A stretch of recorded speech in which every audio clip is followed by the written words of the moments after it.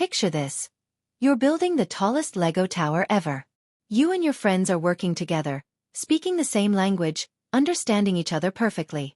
You're so close to reaching the ceiling when suddenly, crash! Your tower falls apart, and now everyone is speaking gibberish. Your best friend is talking in what sounds like alien language, and you can't understand a single word. This is exactly what happened at the Tower of Babel, but here's the thing. The Bible only tells you part of the story. What if I told you that this wasn't just about a tall building? What if this tower was actually humanity's first attempt at something so incredible, so powerful, that it scared the divine realm itself? Today, we're diving deep into the secrets the Bible didn't share. We'll uncover archaeological evidence, ancient texts that never made it into the Bible, and discoveries that will completely change how you see this famous story. From the real location of Babel to the advanced technology they might have used, from the true reason God intervened to the shocking connection with other ancient civilizations, we're about to reveal it all. By the end of this video, you'll never think about the Tower of Babel the same way again. So buckle up, because we're about to climb higher than anyone has climbed before, and trust me, you don't want to miss what we find at the top. Let's start with something that might blow your mind. When you think of the Tower of Babel, you probably imagine some random place in the desert, right? Wrong. This tower wasn't built just anywhere. It was built in one of the most advanced cities of the ancient world. The Tower of Babel was located in Babylon, in what we now call Iraq. But here's where it gets interesting. Babylon wasn't just any city. It was the city. Imagine if New York, London, and Tokyo all rolled into one super city. That was Babylon. It was the center of trade, science, mathematics, and astronomy. These weren't primitive people building with sticks and mud. These were the geniuses of their time. Now, archaeologists have been digging around this area for over a century, and what they found is absolutely incredible. There really was a massive tower structure called Edom and Enki, which literally means, house of the foundation of heaven and earth. Just let that name sink in for a moment. They weren't trying to build just any building. They were trying to build a bridge between heaven and earth. This tower was huge. We're talking about a structure that was roughly 300 feet tall and 300 feet wide at the base. To put this in perspective, that's about as tall as the Statue of Liberty, but much, much wider. And remember, this was built thousands of years ago with ancient technology. The engineering required would have been absolutely mind-blowing. But here's where the story gets really wild. Archaeological evidence shows that this tower wasn't built in a day, a year, or even a decade. Construction on various versions of this tower spanned centuries.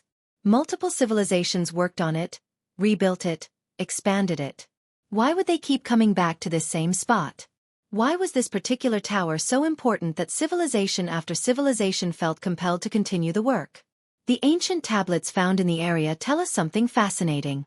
The Babylonians believed this tower was a cosmic axis, a point where the physical world connected with the spiritual realm. They thought that by building high enough, they could literally walk into the realm of the gods. This wasn't just about pride or showing off. This was about transcendence, about breaking through the barriers between dimensions. But here's something the Bible doesn't mention. The tower had 7 levels, each one representing a different celestial body. The bottom level was painted black for Saturn, then orange for Jupiter, red for Mars, golden for the Sun, yellow for Venus, blue for Mercury, and silver for the Moon at the top. This wasn't random decoration. This was a massive astronomical computer built in stone and brick. Recent archaeological discoveries have revealed something even more shocking. Underground chambers and tunnel systems that extend far deeper than anyone previously imagined. Some of these chambers contain artifacts that don't match the supposed technology level of the time. We're talking about perfectly carved stones that would require modern precision tools, mathematical calculations carved into walls that show understanding of concepts we thought were discovered much later. The most mysterious discovery? Ancient cuneiform tablets that describe the tower's construction using terms that sound suspiciously like modern engineering concepts. They talk about lifting the sky, bending space, and opening doorways. What kind of doorways were they trying to open? One tablet, translated only recently, describes the tower as a world axis that would allow the builders to speak with the watchers above. The watchers, that's a term that appears in many ancient texts, often referring to divine beings who observe humanity from above. Were the builders of Babel trying to establish direct communication with extraterrestrial or interdimensional beings? The archaeological evidence paints a picture of a construction project unlike anything else in human history. This wasn't just about building tall. This was about building a gateway. The question is, a gateway to where? And more importantly, did they succeed before God intervened? What if I told you that the confusion of languages wasn't the end of the story, but just the beginning? What if some of the builders managed to preserve their knowledge and took it to other parts of the world? That would explain why we see similar massive construction projects appearing simultaneously across the globe. The pyramids in Egypt, the ziggurats in Mesopotamia, the megalithic structures in South America. The Tower of Babel wasn't just a building project that failed. It was humanity's first attempt at something that would change everything. And the more archaeologists dig, the more they realize that maybe, just maybe, the builders got closer to their goal than anyone wants to admit. Now, let's talk about something that's going to challenge everything you thought you knew about ancient people. When we hear Tower of Babel, we imagine people with simple tools, maybe some ropes and wooden scaffolding. But what if I told you that the builders of Babel had access to technology that we're only beginning to understand today? Let's start with the basics. The bricks. The Bible mentions that they used bricks and tar. Sounds simple, right? But when archaeologists analyzed the actual bricks from the tower site, they discovered something remarkable. These weren't ordinary bricks. The clay was mixed with organic materials in such a precise way that the bricks became incredibly strong. Stronger than many modern concrete mixtures. But that's not the crazy part. The crazy part is the tar they used. This wasn't just any tar. It was bitumen, a naturally occurring petroleum product. But here's the thing. They didn't just slap it on like glue. They created a complex chemical compound that acted almost like modern waterproof sealant. How did ancient people figure out advanced chemistry? Recent analysis of the tower's remains has revealed something even more shocking. The builders used a technique called acoustic levitation. You know how opera singers can shatter glass with their voice? Well, ancient texts describe how the builders used specific sound frequencies to move massive stone blocks. Before you laugh this off as impossible, NASA has actually been experimenting with acoustic levitation for moving objects in zero gravity. Ancient Sumerian tablets describe the construction process in detail, and the terminology they use is eerily similar to modern engineering. They talk about sound lifting, frequency harmony, and resonance amplification. One tablet specifically describes how priests would chant in specific tones while workers moved stones, and the stones would become light as feathers. But the technology gets even more advanced. Archaeological evidence suggests they used a primitive form of concrete that was actually superior to Roman concrete. And Roman concrete was so good that some of their structures are still standing 2,000 years later. The Babel concrete contained volcanic ash and other materials that created a self-healing mixture. Cracks would literally seal themselves over time. Here's where it gets really wild. Ancient texts describe the use of shining stones in the tower's construction. For centuries, scholars thought this was just poetic language. But recent discoveries have found traces of materials that don't naturally occur in the region, including metals that seem to have been processed using techniques that require extremely high temperatures that shouldn't have been achievable with ancient furnaces.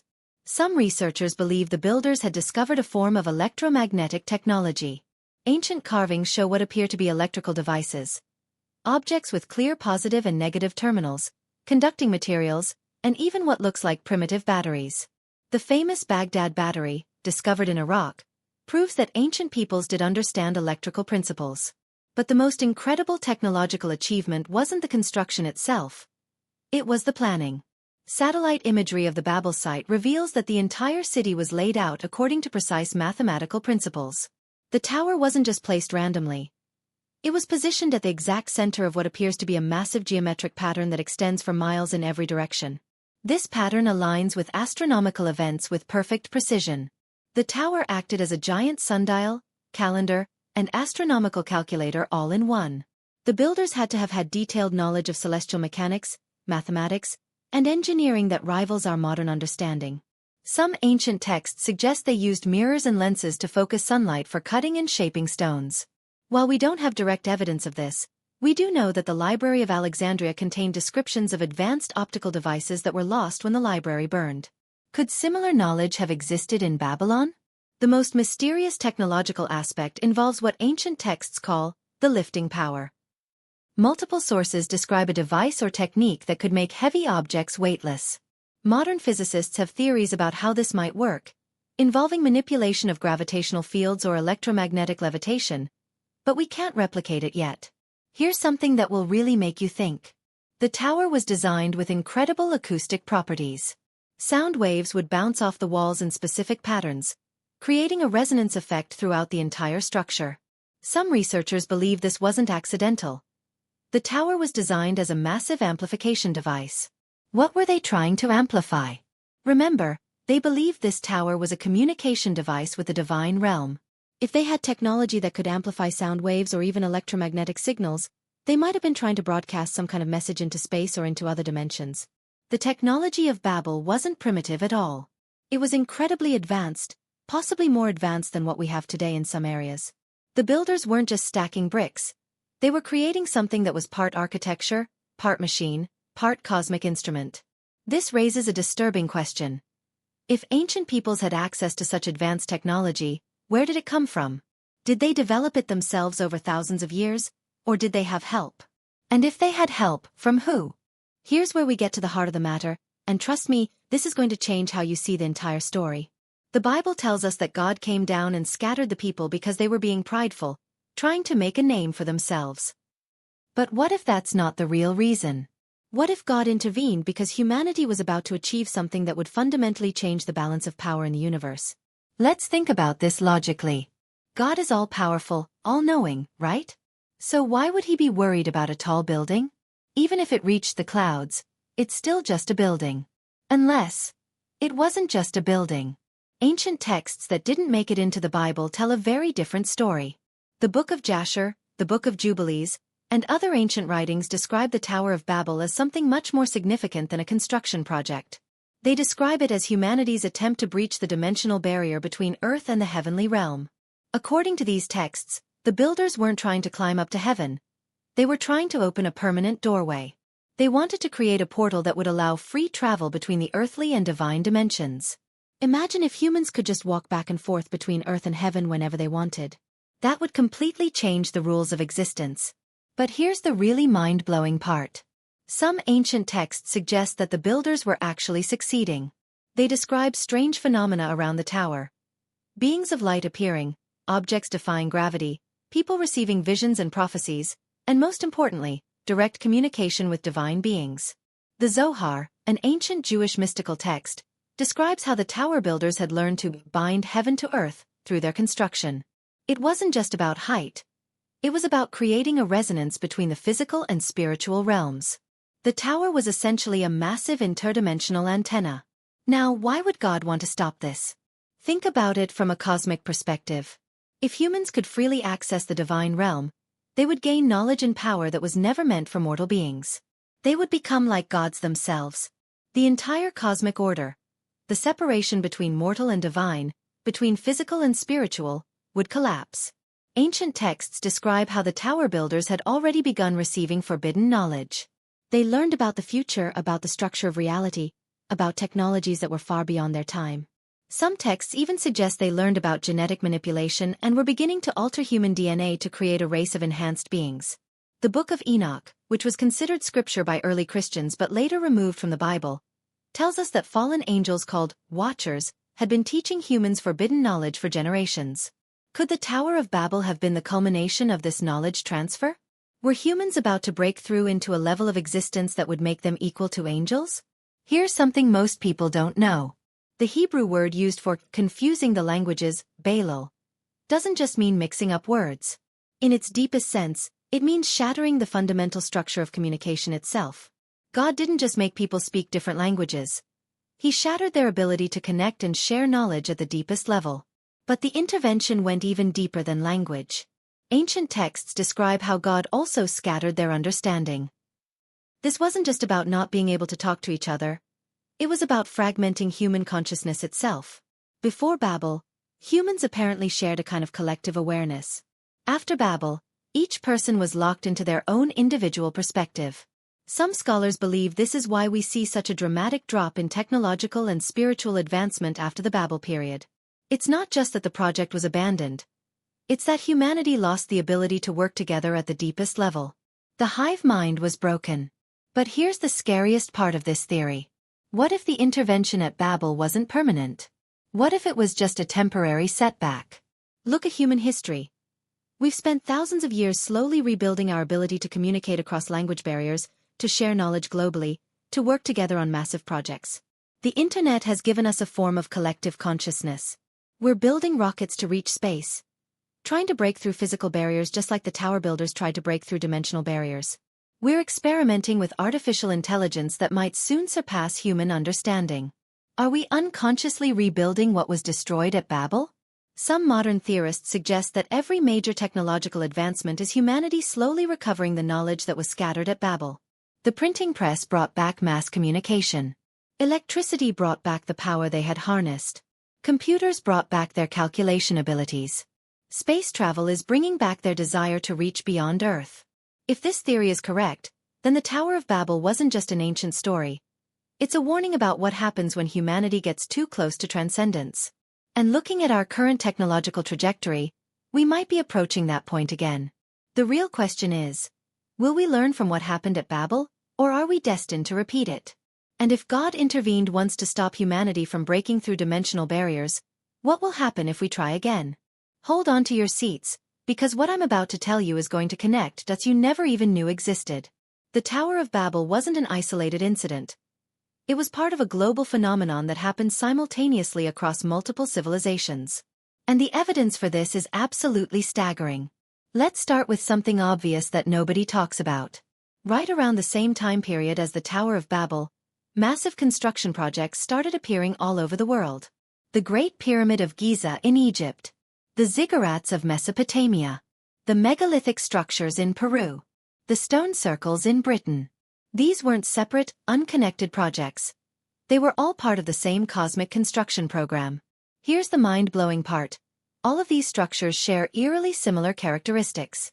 They're all precisely aligned with astronomical events. They all demonstrate advanced engineering that shouldn't have been possible with ancient technology. They all seem designed to amplify or focus some kind of energy. And most importantly, they all appear to have been communication devices of some kind. Ancient texts from completely separate civilizations describe these projects using almost identical language. Egyptian hieroglyphs talk about ascending to the realm of the gods. Mayan codices describe opening the sky road. Hindu texts speak of building bridges to the celestial spheres. Celtic legends tell of stones that sing to the heavens. But here's where it gets really crazy. When you map out all these ancient megastructures, they form a perfect geometric pattern across the Earth's surface. It's not random. These sites are positioned with mathematical precision in relation to each other. They create a global network of interconnected points that align with the Earth's magnetic field and ley lines. Some researchers believe this network was designed to work together as one massive planetary communication system. Each structure was like a node in an ancient internet, capable of sending and receiving information across vast distances. The Tower of Babel was just the central hub of this network. Ancient Sumerian texts describe how the knowledge was divided and scattered to the four corners of the earth after Babel fell. Egyptian records speak of wise men from the eastern mountains who brought sacred knowledge to build the pyramids. Hindu scriptures mention sky teachers who shared building secrets with different tribes across the world. What if the builders of Babel knew that God was going to intervene? What if they had a backup plan? Instead of putting all their eggs in one basket, they distributed their knowledge and technology to trusted groups around the world. Each civilization got a piece of the puzzle. The Egyptians got the pyramid technology, the Mayans got the calendar systems, the Celts got the stone circle networks. This would explain why we see such advanced knowledge appearing simultaneously in civilizations that supposedly had no contact with each other. It would explain why ancient structures around the world are so similar despite being built by completely different cultures. And it would explain why all these civilizations have flood stories and stories of divine intervention that sound remarkably similar to the Babel account. The Hopi tribe in North America tells of a great tower that their ancestors built before being scattered across the earth. Aboriginal Australians have dreamtime stories about a sky ladder that was broken by the spirits. African oral traditions speak of a great building that connected Earth to the ancestors before the languages were confused. These aren't coincidences. These are memories of a global event that affected all of humanity. But here's the most shocking discovery of all. Recent archaeological evidence suggests that the ancient communication network might still be partially functional. Researchers have detected unusual electromagnetic signatures at many of these ancient sites. Some people report hearing strange sounds or experiencing altered states of consciousness when visiting these locations. In 2019, scientists discovered that the Great Pyramid of Giza can actually focus electromagnetic energy in its internal chambers. The stones at Stonehenge have been found to have unusual acoustic properties that can carry sound for miles. The Easter Island statues show signs of being electrical conductors. What if these ancient sites are trying to reactivate? What if the global network is slowly coming back online as humanity rediscovers the lost technology? Some modern researchers believe that the ancient builders left us clues, a kind of instruction manual hidden in the structures themselves. The mathematical relationships, the astronomical alignments, the geometric patterns. They're not just decorative. They're a code that tells us how the network was supposed to function. There's even evidence that some people throughout history have figured out pieces of this code. Nikola Tesla claimed he received his electrical inventions through cosmic communication. Many ancient sites are located near Tesla's experimental stations. Einstein spent years studying the mathematical relationships found in pyramid construction. Modern quantum physicists have found that some ancient geometric patterns perfectly describe subatomic particle behavior. The knowledge scattered from Babel is slowly being reassembled. The internet has given us back global communication. Satellite networks have recreated the worldwide connection grid. Space programs are once again reaching for the heavens. Artificial intelligence is approaching the kind of collective consciousness that humanity apparently had before Babel. We're not just studying ancient civilizations. We're unconsciously rebuilding them. Every technological advancement brings us closer to recreating what was lost when the tower fell and the languages were confused. But here's the ultimate question. If the Babel builders really did distribute their knowledge across the world, and if we're really reassembling that knowledge today, then what happens when we complete the puzzle? What happens when humanity once again achieves the technological and spiritual level that made God intervene the first time? The ancient sites aren't just archaeological curiosities. They're pieces of a machine that spans the entire planet. And that machine might be getting ready to turn back on. We've just taken an incredible journey together, climbing higher than the original builders of Babel ever dreamed. We've uncovered archaeological evidence that challenges everything we thought we knew about ancient technology. We've explored the real reasons why God might have intervened to stop humanity's first attempt at transcendence. And we've connected the dots showing how the knowledge from Babel spread across the entire world, creating a network of ancient sites that might still be trying to communicate with the heavens. But this is just the beginning. The rabbit hole goes so much deeper than what we could cover in one video. There are ancient texts still being translated that reveal even more shocking details about what really happened at Babel. There are archaeological discoveries happening right now that continue to rewrite history. And there are modern technological developments that seem to be unconsciously recreating what was lost thousands of years ago. If this video has opened your eyes to how much we don't know about our own history, then I've done my job. The official story is never the complete story, and the more we dig, the more we realize that our ancestors were far more advanced and far more connected to cosmic mysteries than we ever imagined. Want to dive even deeper into these ancient mysteries? I've got videos exploring the lost technology of Atlantis, the real purpose of the Egyptian pyramids, and the shocking truth about what early Christians believed before the Bible was edited. Click the subscribe button and ring that notification bell so you never miss these mind-blowing revelations. And here's something special for the real truth seekers watching this. In the comments below, I want you to tell me, do you think humanity is unconsciously rebuilding the Tower of Babel through modern technology? Are we heading for another divine intervention, or are we finally ready to handle the knowledge that was scattered thousands of years ago? Your insights might just spark the discussion that helps us all understand what's really happening in our world today. The tower fell, but the knowledge survived. The question is, what are we going to do with it? Thanks for joining me on this incredible journey. And I'll see you in the next mind-blowing exploration of the truths they don't want you to know.